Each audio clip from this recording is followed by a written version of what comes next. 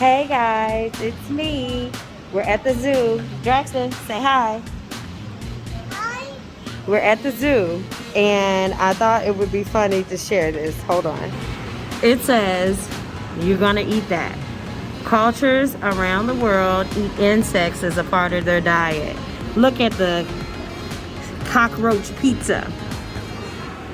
Roach recipes. Look at that. And the Japanese have a large market for insects in some restaurants.